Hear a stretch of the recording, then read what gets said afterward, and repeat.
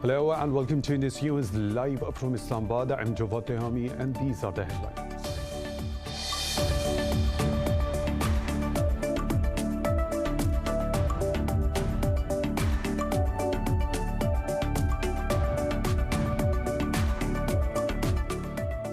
The Pakistan Army has killed 2 terrorists, including a militant commander, in an intelligence-based operation in North Waziristan.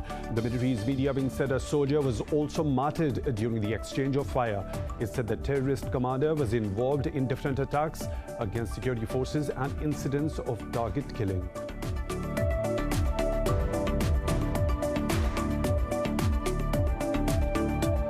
The United Nations has accused the founder of the U.S. private security firm Blackwater of violating an arms embargo on Libya.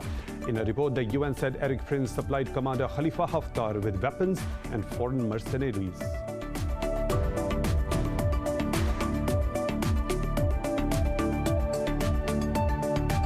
In Myanmar, 2 protesters have been killed and 20 others wounded as security forces opened fire to disperse an anti-coup march in Mandalay. The latest shooting comes a day after a 20-year-old girl died after being shot in the head last week. The protesters are demanding immediate release of the elected leader Aung San Suu Kyi and the restoration of democracy.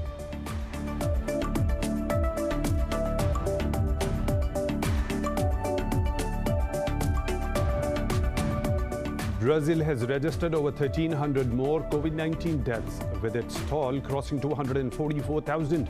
Meanwhile, the U.S. says its land borders with Canada and Mexico will remain closed until March the 21st to control the pandemic spread. Pakistan has registered over 1,300 new cases and 36 deaths overnight, taking the toll to 12,563. Globally, the virus has claimed over 2.4 million lives and infected more than 110 million people so far.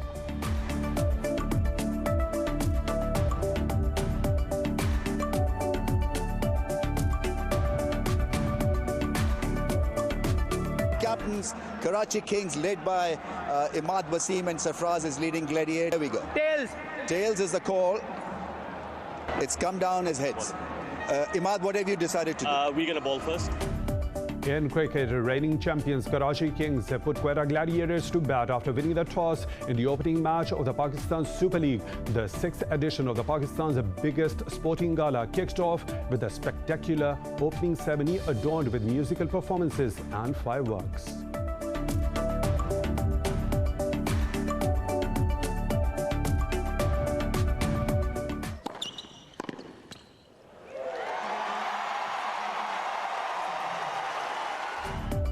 And in tennis, Naomi Osaka beats Jennifer Brady 6-4 and 6-3 to win her 2nd Australian Open title. The former world number 1 clinched 6 straight games to take the first set and storm to a 4-0 lead in the second. Osaka's victory over the 22nd seed American gave the Japanese a 4th major crown. In men's singles, top seed Novak Djokovic will face Daniil Medvedev for the Grand Slam title on Sunday.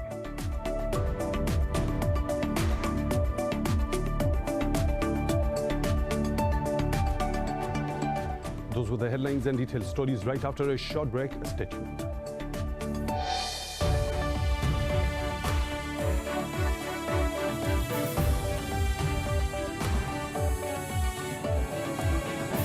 Welcome back, and now for the news in detail. The Pakistan Army has killed 2 terrorists, including a militant commander, in an intelligence-based operation in North Waziristan. The military's media wing said a soldier was also martyred during the exchange of fire. It said the terrorist commander was involved in different attacks against security forces and incidents of target killing. The military said a huge cache of weapons was also recovered during the operation. China's army has honored 2 military officers and 3 soldiers for defending the country's western border. The military also shared a video showing Indian forces trespassing Ladakh River while Chinese troops attempt to stop them. More in this report. Galwan Valley border clash in June last year left 20 Indian soldiers dead, while 4 Chinese also lost their lives. The Indian military violated the previous consensus and trespassed the line of actual control and built tents. They attacked the Chinese soldiers by using steel tubes and cudgels and throwing stones. But the Indian military was utterly defeated, with many running away while leaving many injured and dead. Inspired by the spirit of those deceased compatriots, Chinese soldiers stationed on the front line intensified their efforts to defend the border. The heroic deeds have greatly inspired the fighting will of the officers and soldiers. Now it is the coldest time of the year, but we are in high spirit to defend our country's border. We would rather die here than losing an inch of our land. China says new equipment has been deployed to the frontier stations and logistics supplies have also been updated for soldiers stationed along the border areas. Moving on to India, where the court has extended the detention of climate activist Disha Ravi over a guide for anti-government farmers' protests. Ravi has been charged with sedition for creating a protest toolkit. Ravi's arrest has raised concerns about a crackdown on dissent and prompted other climate activists to raise a voice. Swedish climate campaigner Greta Thunberg has tweeted her support for Ravi. Taking to Twitter, she wrote, "Freedom of speech, a non-negotiable human rights." Meanwhile, another farmer has passed away during the protest at Delhi border due to a heart attack. According to the Farmers Union, this has pushed the total number of farmer deaths to 208. Human Rights Watch says the Indian government policies and actions discriminate against Muslims and stigmatize its critics. The international rights body said the prejudice of the ruling BJP has infiltrated independent institutions. The group said the police and the courts empower nationalist groups to threaten, harass and attack religious minorities with impunity. In a statement, it said February 23rd will be marking the first anniversary of the communal violence in Delhi that killed 53 people, including 40 Muslims. The rights body said instead of conducting a credible probe, the authorities have targeted activists and protest organizers. It added this time the government has responded to farmers' mass demonstrations by vilifying minority Sikh protesters. Director Meenakshi Ganguly said that Indian government is providing political patronage and cover to the bigotry. The US says it will not undertake a hasty pullout of the troops from Afghanistan that puts NATO forces at risk.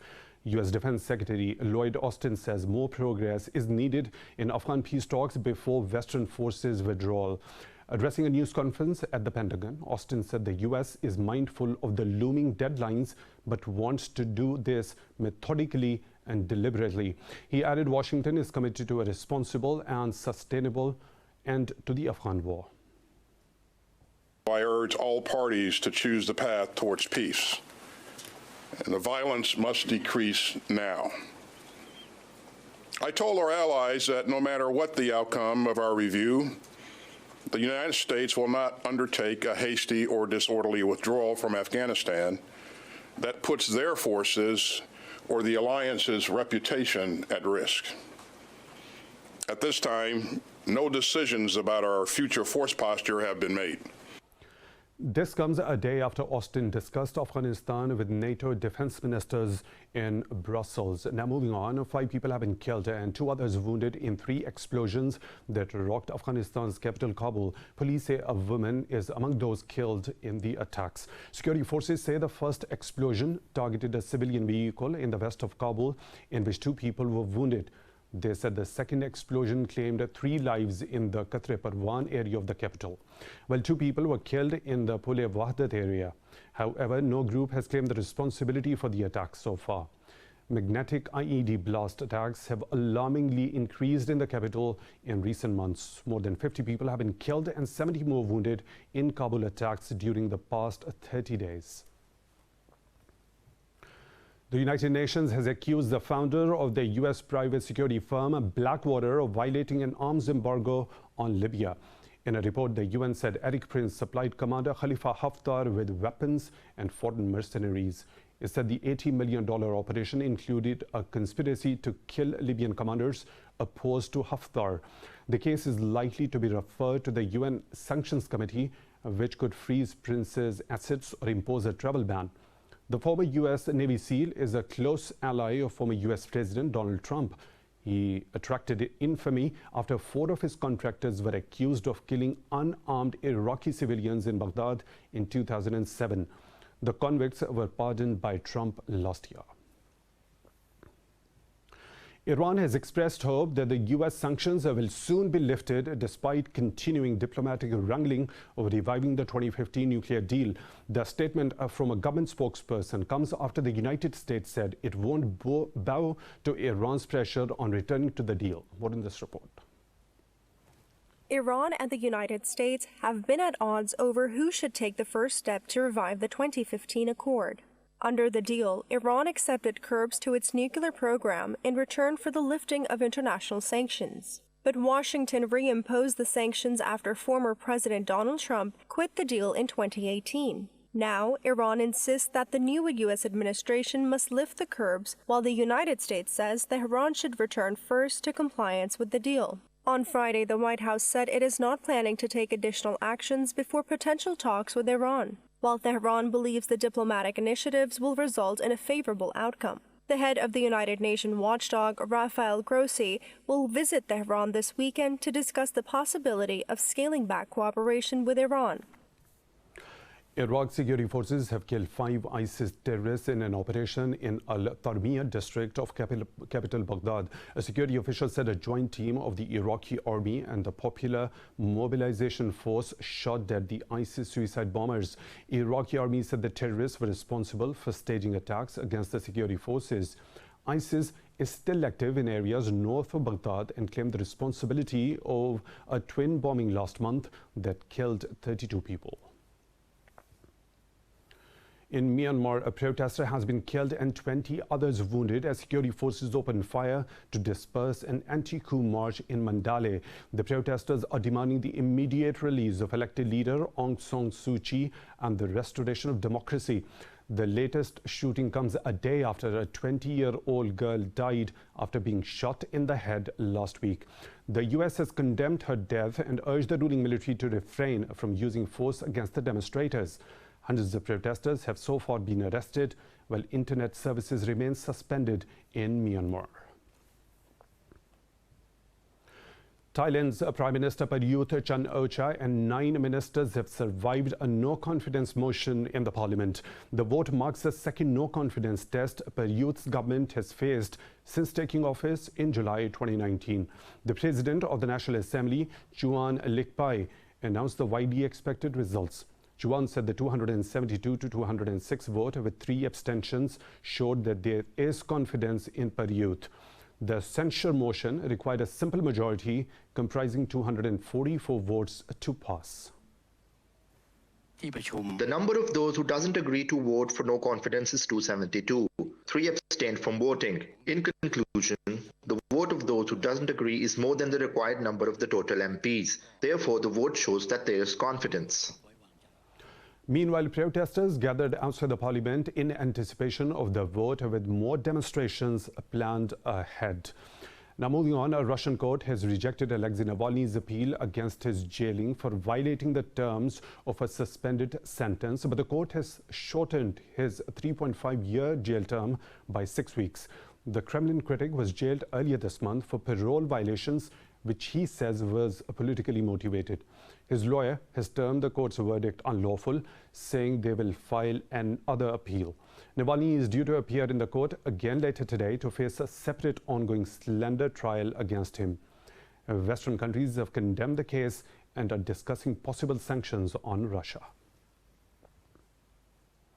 In Spain, protests over the jailing of a rapper for glorifying terrorism and insulting royalty have entered the 4th night. Protesters attacked 2 banks, smashing the window in Barcelona.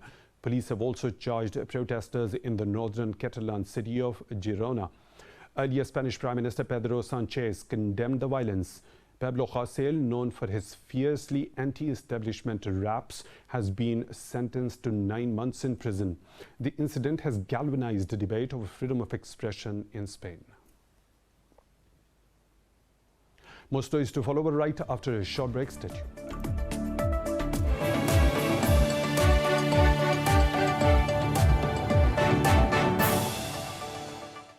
Welcome back. Brazil has registered over 1,300 more COVID-19 deaths, with its toll crossing 244,000. The U.S. says its land borders with Canada and Mexico will remain closed until March the 21st to control the pandemic spread. Globally, the virus has claimed over 2.4 million lives and infected more than 110 million people so far. More in this report. Ravaging cases, hindering curbs, political scandals, and extreme weather are affecting the nation's respective fights against the virus. Canada's largest city, Toronto, has extended the curbs until at least 8 March, despite schools only just starting up again. Argentina's health minister has resigned following reports that people had been able to use connections to get access to vaccines to which they were not entitled. In the United States, about 6 million vaccines have been temporarily delayed due to the frigid weather. However, President Joe Biden expressed hope the vaccination drive in the U.S. can be concluded by July. So we will have ordered, much of which will have been distributed, over 600 million doses by the end of July. July 29th is the expected date. But that could change. Look what's happening with the weather now, for example. It's slowing up the distribution right now.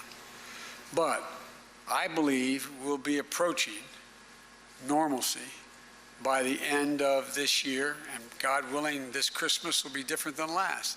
In Europe, Italy is investigating fake vaccines after regional officials received an offer to buy 27 million doses outside of the EU procurement system. Greece has extended lockdown restrictions to more areas of the country to stem the spread of the infection. The Dutch senators have approved a law underpinning the country's curfew until at least early March, despite the court orders to lift curbs. Meanwhile, philanthropist Bill Gates said a politically sensitive gap between vaccinating people in wealthy and developing countries could narrow to half a year. Gates also urged the world for universal efforts against any future such crisis. So the tools, the R&D side needs to be funded, and the field capacity, the factories, the surveillance, that team of 3,000. But these investments will have fantastic returns even when there's not a pandemic. And, I have very little doubt that, given what a tragedy this has been this time around, over the next 5 years, we'll get those things in place. In Central Africa, 2 people have died as protests against new COVID-19 restrictions in Gabon degenerated into a standoff in 2 major cities. In Pakistan, 36 people have died of COVID-19 and more than 1,300 tested positive for the virus overnight. The health ministry says the nationwide death toll has reached 12,563. It said nearly 570,000 people contracted the virus so far, out of which over 533,000 have recovered. The ministry said at present there are more than 24,000 active cases in Pakistan. It added over 2,000 patients are admitted in the hospitals across the country. The joint military exercise between special forces from Pakistan and Turkey has ended with a closing ceremony in Tarbela. The 3-week-long exercise focused on counter-terrorism operations, including cordon and search techniques. Free fall by the paratroopers and martial arts were also practiced during the training.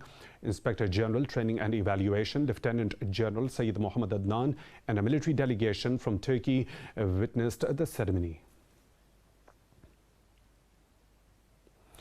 Dr. Zubaida Sirrang, an eye surgeon from Chitral, has become the first Pakistani doctor to make it to the Book Authority list.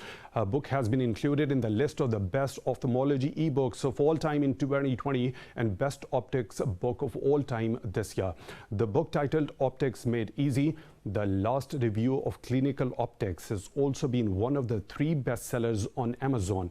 The book, which is being hailed as a breakthrough in the world of optics, is written for ophthalmology students as a last-minute revision tool. Dr. Zubaida hails from Yarkhoon area of Chitral and holds an MBBS from Aga Khan University, Karachi. She is with us. Let's watch what she has to say about her achievements. Thank you for your time at Indus News. First of all, Dr. Zubaida, your book had previously been one of the 3 bestsellers on Amazon, and now it has been added to the list of best ophthalmology ebooks of all time in 2020. So what do you say about this? First of all, thank you very much for inviting me in your show. And secondly, I feel honored and I feel humbled because when I wrote this book, I had never expected to be one of the bestsellers or to create this much of hype. So I really feel blessed, and I think it's a huge blessing of Allah. Dr. ZUBAIDA, the book is also being described as a last-minute revision tool for ophthalmology students. How will it help them? So basically, optics is considered to be a complicated subject. It's a branch of physics, so it's a little hard to understand. So what I have done is I have tried to make it easier by using some easy tools and mnemonics and some diagrams. So that's why I have named it as Optics Made Easy. So it's going to be helpful for the exams and to understand optics in a better and easier way. So, Dr. ZUBAIDA, you have become a source of inspiration for the people, especially women, in your hometown of Chitral. So what do you like to give a sort of a message to them? I would tell them to erase the word impossible from their dictionary, to have higher aims in their life, to work hard to achieve them. And when you have higher aims and higher goals in your life, then your subconscious mind works towards that, and there's nothing impossible in this world. Dr. ZUBAIDA, thank you very much for talking to Indus News. We really appreciate that. Now moving on, Saudi Arabia has announced to invest more than $20 billion in its domestic military industry over the next decade. In a press briefing, defense industry regulator head Ahmed bin Abdul Aziz Al Ohali said $10 billion will be spent on research and development. The move is part of Riyadh's aim to manufacture more weapons and military systems domestically. He said for this purpose, Saudi Arabia will spend 50% of its military budget locally by 2030. The United Nations says Palestinian socio-economic development has suffered one of its worst years since 1994. Office of the UN Special Coordinator for the Middle East peace process said almost half of the Palestinian population requires humanitarian aid. In a report, it said the protracted humanitarian crisis in the country has been exacerbated by the coronavirus pandemic. The office described 2020 as a year of setbacks for Palestinians, their institutions and economy due to the pandemic. It said vaccines have begun arriving in the occupied Palestinian territory through the efforts of WHO and UNICEF. A group of 25 asylum seekers have entered the U.S. from a port of entry in San Ysidro, California. This marks the start of the U.S. President Joe Biden's effort to unwind one of his predecessor's most restrictive immigration policies. The asylum seekers will now quarantine in a local hotel and wait for the cases to be heard in immigration courts. Meanwhile, the U.S. Department of Homeland Security said the effort will expand in the coming week. Earlier on Thursday, the Democrats formally introduced Biden's sweeping immigration bill in the Congress. The legislation will provide a path to citizenship for an estimated 11 million illegal immigrants in the U.S. The European Union says it is willing to join forces with the US to counter challenges on the climate change and digital market rules. The bloc's chief executive, Ursula von der Leyen, made the remarks at Munich Security Conference. Leyen said a shared transatlantic commitment to net zero emissions by 2050 will make climate neutrality a new global benchmark. She termed the United States as a natural partner for global leadership on climate change. The EU chief added together Washington and Brussels can create a digital economy rulebook that is valid worldwide. Today, I want to invite our American friends to join our initiatives. Together, we could create a digital economy rulebook that is valid worldwide. A set of rules based on our values: human rights and pluralism, inclusion, and the protection of privacy. Earlier, the U.S. officially returned to the Paris Climate Accord, with President Joe Biden vowing to make the fight against global warming a top priority. And now moving on, severe flooding in the Indonesian capital Jakarta has forced more than 1,000 people to flee their homes. Jakarta's Governor Anies Baswedan said 200 neighborhoods have been affected across the capital. The governor said more than 24 evacuation centers have been prepared across the city. City's disaster mitigation agency said flood waters reached up to 1.8 meters high in some areas. The country's Met agency has warned that extreme weather is expected throughout next week. So far, no casualties have been reported in the flooding. NASA's Mars Perseverance rover has sent the first ever colored images of the red planet. Scientists have shared these images, which are showing the rover's descent, its wheel on the planet, and the surface of Mars. More about the mission on the red planet in this report. The rover Perseverance is the most advanced astrobiology lab ever sent to another world. It has transmitted the first ever colored images of Mars. The high-resolution images provided by the rover have offered scientists a more detailed look at the Martian rocks, unlikely anything they have ever seen before. Perseverance Deputy Project Scientist Katie Stack-Morgan says that the big question for scientists is whether these are sedimentary or volcanic rocks. The information of the rocks on Mars' surface might open up new avenues of research on traces of ancient microbial life on the red planet. Geologic time on Mars is still very relative, and that's something we'd like to really nail down. And so volcanic rocks are really great to get absolute age dates from. So if these are volcanic rocks, we are incredibly excited about that from a Mars sample return perspective, because we can really nail that age date with a sample from a volcanic rock. Engineers report Perseverance to be in good health as they gradually commission its systems. I'm happy to say that the rover is doing great and is healthy on the surface of Mars and continues to be highly functional and awesome, and I'm exhilarated. The robotic vehicle sailed through space for nearly 7 months, covering 293 million miles before piercing the Martian atmosphere. Defying odds, a courageous Iraqi woman has entered a male-dominated sector. The valiant 36-year-old woman has been working as the only female car mechanic of Baghdad for years. More about her bravery in this report. Maysun Abdurrahim has studied language and literature at university. After graduating, she looked for an appropriate position in the field. She was not satisfied with the jobs available and decided to stand up against the norms and started following her father's footsteps. I learned this job from my father. He used to stand by me and teach me how to repair the engine. I started to repair Japanese-made cars when I was 14 years old. Maysun recalls that how some customers coming to her father's repair shop were surprised to see her, but she has never faced any community pressure or any objection. When I was working with my father, people who came to the garage were surprised to see me. However, I didn't face any community pressure or any objection. Maysun is not only a car mechanic, but also an expert electrician and plumber too. Her customers are satisfied with her mechanical work. This is the first time that I've seen a female car mechanic, but I didn't see any flaws in her work. There are women in my profession too, male drivers who see the female mechanic, may be hesitant at first, but then they can see that her work is as good as any male car mechanics. Maysun Abdurrahim dreams of starting her own business when she can afford to do so.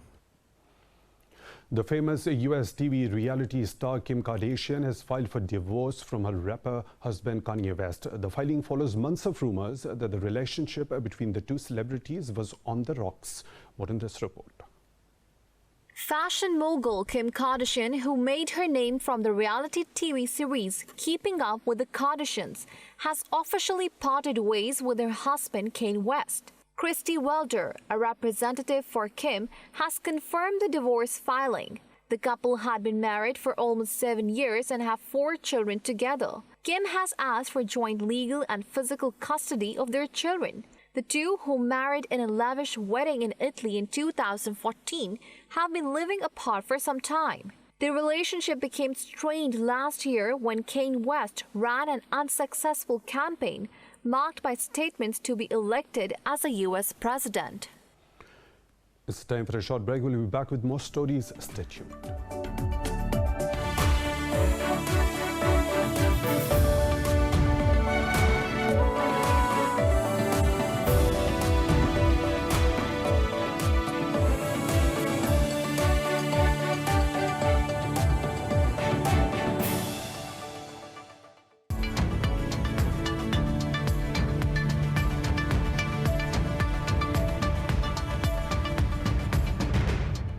And now the business updates. The World Bank says it is working with the IMF on ways to factor climate change into talks to reduce debt burdens of poor countries. World Bank President David Malpass says the creditors are studying how to twin global problems, the need to reduce or restructure the debt burden, and the need to decrease fossil fuel emissions. Ethiopia, Chad and Zambia have already initiated talks with the creditors under a new common framework supported by the G20. In an interview, Malpass said he expects additional countries to request a restructuring of their debts. The poor countries are not really emitting very much in terms of greenhouse gases, but added they are bearing the brunt of the impact from the rest of the world. China has registered an online retail sales volume of around $139 billion over the past 30 days. The remarkable online consumptions made China's Spring Festival market flourish. A 30-day shopping festival launched by Ministry of Commerce concluded with total online retail sales of over $139 billion. According to Ministry's data, online sales of catering industry obtained a 48.5% growth year-on-year, while sales related to Lunar New Year's Eve dinner jumped by nearly 79%. Moviegoers also contributed more than $1.39 billion through online booking.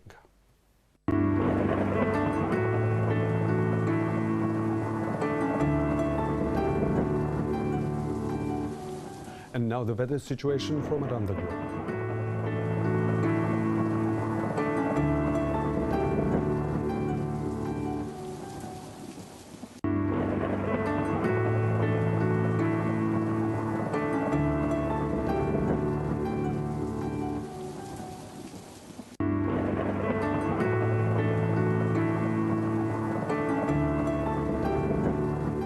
And that's all for now. For the latest updates, you can follow us on social media at Indus News.